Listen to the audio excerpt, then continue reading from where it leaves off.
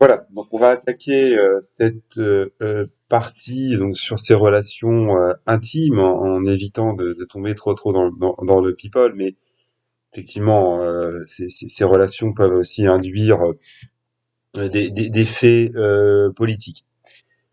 Avec l'enjeu principal qui se pose d'emblée, c'est savoir s'il était bisexuel, homosexuel ou non. Hein. Ça c'est la question qu'on se pose encore maintenant.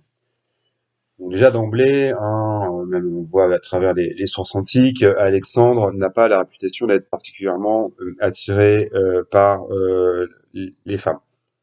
Euh, c'est des récits plus ou moins, on va dire, fictifs, mais un, un compilateur antique, hein, Athénée, dit que sa mère,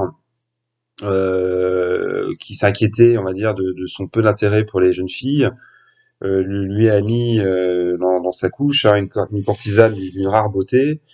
Il craignait que son fils ne soit impuissant, voilà, mais elle était obligée de le pousser de pressantes sollicitations pour qu'il consomme, on va dire, la relation. Alors, il y a une autre anecdote aussi qui a été reprise d'ailleurs par des tableaux.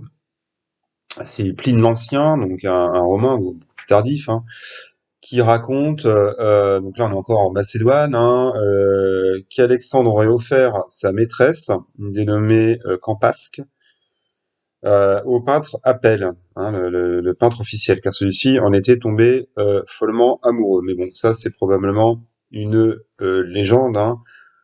On imagine bien que les peintres du 19e auraient bien voulu être à la place d'Apelle. Alors, il a quand même eu une maîtresse, hein, donc on va dire, quel que soit son degré d'attirance pour les hommes, il a eu des relations avec des femmes avérées. Hein, bon. Il a eu donc pour maîtresse une dénommée Barsine, qui était la fille du satrape Artabase, qui était âgée de 9 ans plus que lui. En fait, il la connaît depuis l'adolescence, car son père, en fait, s'était réfugié à la cour de Macédoine, ensuite donc avec des dissensions avec la cour achéménide. Euh, et d'ailleurs, il va la retrouver plus tard, après la bataille d'Issos, et on a tendance à l'oublier, mais il a eu un fils avec elle. Hein. Alors évidemment, qui est pas du tout légitime, mais qui sera pas évidemment pris en compte dans la succession, le bien nommé Héraclès, qui est né vers 328 et qui va mourir assassiné lui aussi hein, assez rapidement. Mais voilà, Alexandre a eu un fils illégitime, hein, ce qu'on a parfois tendance à oublier. C'est un fait, hein, c'est pas une légende, avec la dénommée Parsine, donc une Perse. Donc on a bien compris qu'il va mettre beaucoup de temps à trouver une épouse digne de ce nom, sachant qu'on peut supposer, on comprend qu'il était plus occupé à guerroyer évidemment à travers l'Asie. Et donc en 327, on l'avait déjà bien évoqué, il va épouser Roxane, la fille donc d'un satrape vaincu, Oxyartès, qui finit donc par se rallier à lui. Hein, donc on est en Sogdiane, hein, on dirait l'Afghanistan actuel. Alors elle est réputée comme étant l'une des plus belles femmes d'Asie. Ils ont eu ensemble donc deux fils, dont le premier, né pendant la campagne d'Inde, meurt en très bas âge, mais on ne connaît pas son nom. Ensuite, le deuxième, qui s'appelle donc Alexandre, hein, lui aussi, en fait un fils posthume, hein, parce qu'il va naître 3 mois environ après la mort d'Alexandre. Alors, il va devenir l'héritier officiel de l'Empire, mais sans jamais exercer le pouvoir. Hein. Évidemment, il y aura des régents. Je ne vais pas évoquer les querelles de succession un petit peu complexes, mais en tout cas, voilà, Cassandre, le fils d'Antipater, hein, le grand régent de Macédoine, le fait assassiner, ainsi qu'avec Roxane en 310, hein, sachant que Cassandre fait aussi d'ailleurs assassiner euh, Olympias, hein, la reine-mère, en 316. Alors, il y a d'autres relations aussi qui sont prêtées à Alexandre, relation féminine, à son quinquus, avec la reine des Assassins, dont on avait aussi parlé, hein, donc un peuple scythe qui s'était rebellé et qui s'était enfermé dans une citadelle inexpugnable, donc à Ornos, dont on avait parlé, et donc réputé d'une grande beauté, qui s'appelle Cléophis, et ils auraient eu un fils nommé lui aussi Alexandre. Alors sans qu'on sache si c'était lui le père ou si elle l'a appelé comme ça en hommage à Alexandre, qui l'aurait marqué. Alors cette histoire paraît anecdotique, mais elle a quand même été, on va dire, une source d'inspiration pour Jean Racine dans une pièce de théâtre qui s'appelle Alexandre le Grand, donc qui n'est pas sa plus connue, mais où il place en fait l'intrigue, une espèce de trio amoureux en Inde. Donc voilà, à voir, hein, Jean Racine, la pièce Alexandre le Grand. Alors en 324, lors des noces de Suse, Alexandre, alors enfin, c'est vraiment de manière très politique, parce qu'on n'est même pas sûr qu'il ait consommé le mariage, hein. Il va épouser donc Statera, la fille aînée de Darius III, tout de même réputée d'une grande beauté, et Parysatis, une fille d'Artaxerxès III. Donc là, bon, je me dis à l'instant, c'est d'abord un acte politique, alors qu'au même moment, 10 000 mariages irano-macédoniens sont célébrés le même jour. Alors, finalement, il aura eu officiellement 3 épouses, ce qui fait moins que son père, hein, le grand polygame, hein, qui en a totalisé 7, hein, voilà, hein, dont évidemment Olympias et la jeune Cléopâtre, qu'on avait citées.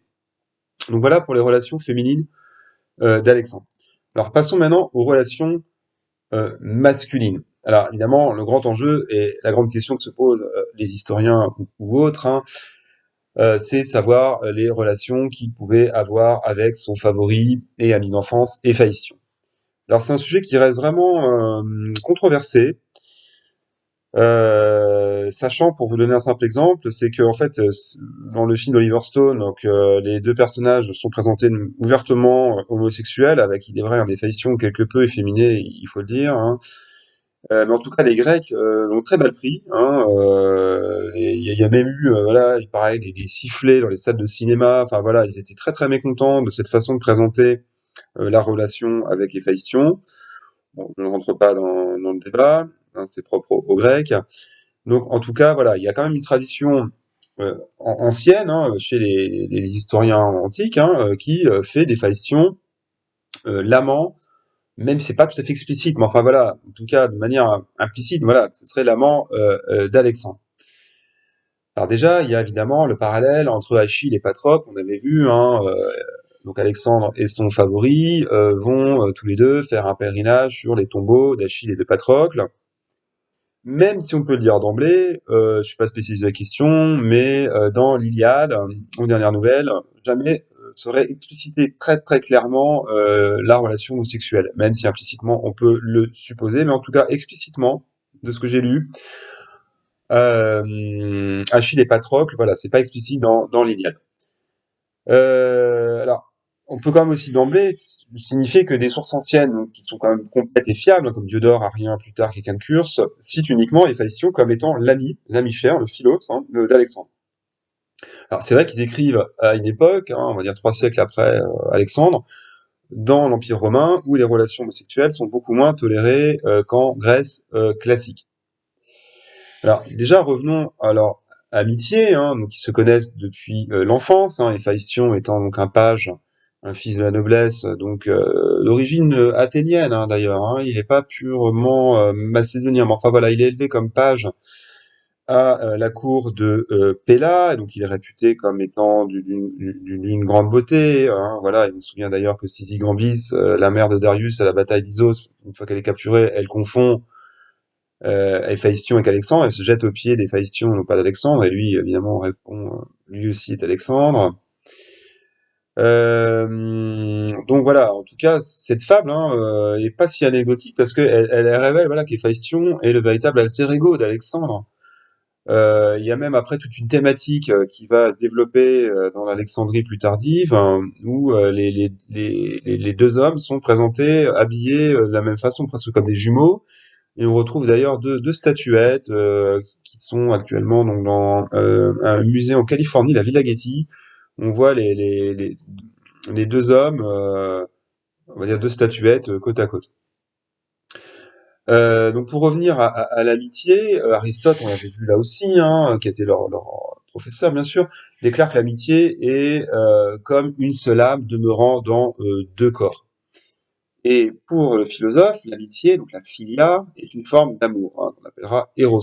Et quelle est la chose la plus nécessaire à l'existence? On avait aussi évoqué que l'amitié était pour les Macédoniens, dans une habitude un peu clanique, d'abord un outil politique, parce que voilà, ça forgeait la cohérence dans la phalange ou à la cour. Et d'ailleurs, c'est vraiment intéressant d'un point de vue philosophique, hein, éthique. Hein, Aristote, dans l'Éthique à Nicomaque, il définit l'amitié entre ceux qui se ressemblent comme une vertu, et ajoutant que nous aimons nos amis pour être un autre nous-mêmes. Donc ça, c'est intéressant pour ceux qui ont le culte de l'amitié. Donc en tout cas, je reviens donc à leur supposée homosexualité. C'est voilà, on avait vu donc ce pèlerinage auprès des tombes d'Achille et de Patrocle, et que selon certains commentateurs antiques, ils auraient effectué ensemble et nus une course pour honorer les dieux. Mais enfin bon, faut savoir, Jeux olympiques, les Grecs couraient nus aussi, donc la nudité n'est pas un signe d'homosexualité. Hein. Mais bon, en tout cas, selon des commentateurs plus tardifs, hein, ça laisse entendre que Héphaïstion est bien l'Héromène d'Alexandre, c'est-à-dire son amant, sachant, voilà, dans le sens là, ce serait Alexandre le dominant, hein, comme Achille envers Patrocle. Alors, il y a aussi d'autres sources plus tardives qui explicitent leur homosexualité, comme Platon dans le Banquet. Et on peut aussi évidemment rappeler la peine immense hein, d'Alexandre à la mort de son favori, qui va rester accroché au cadavre pendant 3 jours. Hein, il refuse de s'alimenter. Je l'ai évoqué rapidement, il va même faire crucifier le médecin qui n'a pas su le soigner. Et tout ça, voilà, participe à une tradition. Je veux dire, la plupart considèrent, voilà, alors ils vont dire pudiquement le favori, mais bon, voilà, mais en tout cas, limite, bon, qu'il soit bisexuel importe peu. Pour le coup. Mais bon, en tout cas, l'historien Robin Lane Fox, lui, dit bien donc que leur relation a été intime et que, enfin d'ailleurs, faut noter que c'est cet historien qui va influencer le scénario d'Oliver Stone pour son film dont j'ai parlé, hein, qui a suscité un petit peu l'hostilité des Grecs. Donc pour revenir un peu au contexte plus général hein, de l'homosexualité à cette époque-là, euh, alors il faut distinguer en fait déjà des habitudes à Athènes et des habitudes dans d'autres contrées de Grèce.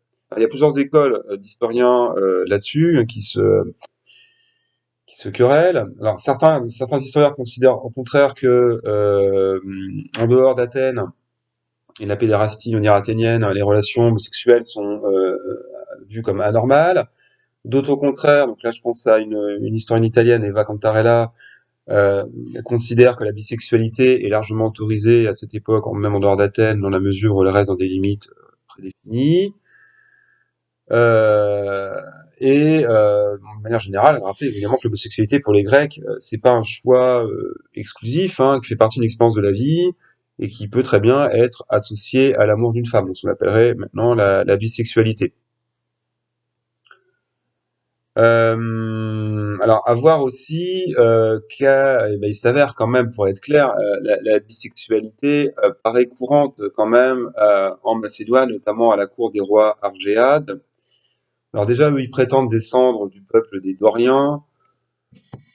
Pas les Doriens, mais on va dire, voilà, c'est des peuples guerriers qui ont migré vers l'an 1000 en Grèce, et qui, eux, prônaient l'homosexualité masculine, mais une homosexualité, on va dire, qui suscite la cohérence dans la troupe, hein. Un peu comme le bataillon sacré de Thèbes qui est connu, hein, qui était des troupes d'élite d'hoplites, qui étaient réputées pour être homosexuels, dans le sens que ça forgeait la motivation et qu'on se battait farouchement pour son amant qui était situé à côté dans la phalange. Alors, il faut voir aussi que Philippe II, et ça on a pas mal d'exemples, hein, était aussi ouvertement bisexuel. Alors parfois ça pouvait même virer en agression. On avait cité d'ailleurs, hein, souvenez-vous, Pausanias, son garde du corps, qui va l'assassiner, hein, qui avait été violé hein, dans un viol collectif par d'autres officiers macédoniens. Donc vous voyez un petit peu l'ambiance dans les banquets macédoniens. Alors il y a d'autres aussi auteurs antiques plus tardifs hein, qui vont parfois moquer Alexandre pour avoir eu des relations avec des eunuques, notamment un eunuque qui avait un rôle très important à la cour perse, qui s'appelait Bagoas, qui était réputé d'une rare beauté, hein, et qui aurait été littéralement offert par un général de Darius, hein, qui s'appelle Nabarzanès, hein, à Alexandre.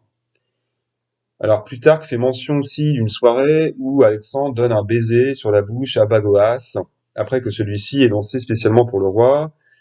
Alors il faut quand même voir peut-être ce geste comme un geste politique, hein, au moment où justement Alexandre montre son attrait pour l'étiquette orientale, les mœurs perses à la cour, hein, où évidemment les eunuques sont communs. Voilà.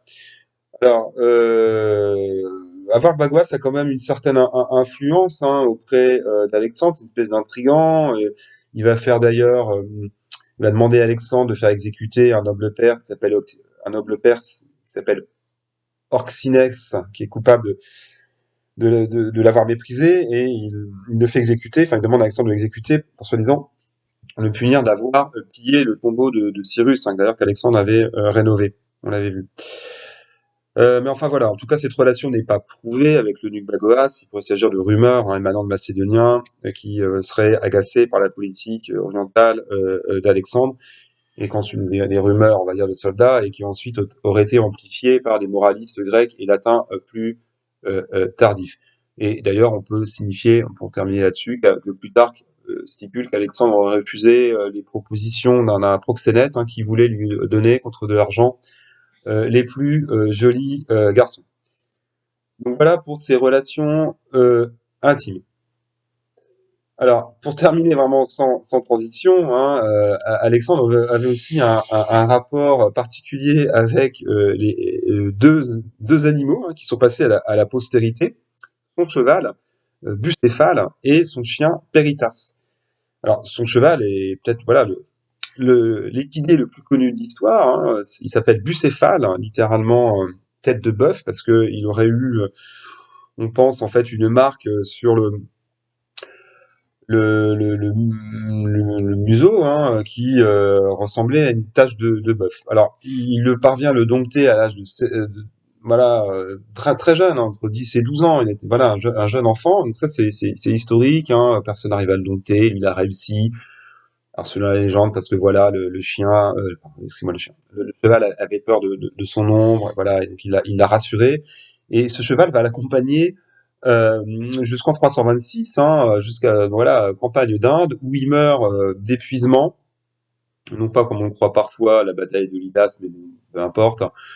Et il va lui dédier une cité, c'est quand même assez étonnant, hein. Donc à l'endroit même où son cheval est mort, il érige une petite cité, hein, une colonie qui s'appelle Bucéphalie. Étonnant. Alors après, il y a son chien aussi qui s'appelle Péritas. Alors, on sait pas trop sa race, on pense que c'est un molosse. Alors, à voir que les molosses, on connaît, on imagine un molosse. Maintenant, c'est un mot générique pour dire un gros chien féroce. Mais en fait, au départ, les molosses, c'est une tribu d'Épire dont est originaire sa mère. Hein, si on avait suivi, son oncle, c'était un dénommé Alexandre le Molosse, roi d'Épire. Donc, on parle de la Molossie. Hein, voilà. Donc, et ils étaient connus pour dresser des chiens d'une taille extraordinaire, des chiens de combat, on pourrait dire. Hein. Donc voilà, vous saurez d'où vient le mot Molosse. Hein. C'est une tribu d'Épire. Donc c'est justement, on l'a dit, Alexandre le Molosse, le frère d'Olympias, qui va lui offrir un chien. Et ce chien va aussi mourir en Inde. Et là, selon aussi les dires des historiens de l'époque, Alexandre lui aurait dédié la construction d'une cité. Donc voilà pour ces relations intimes. Et également, évidemment, dans un autre registre, ses relations avec ses animaux. Voilà.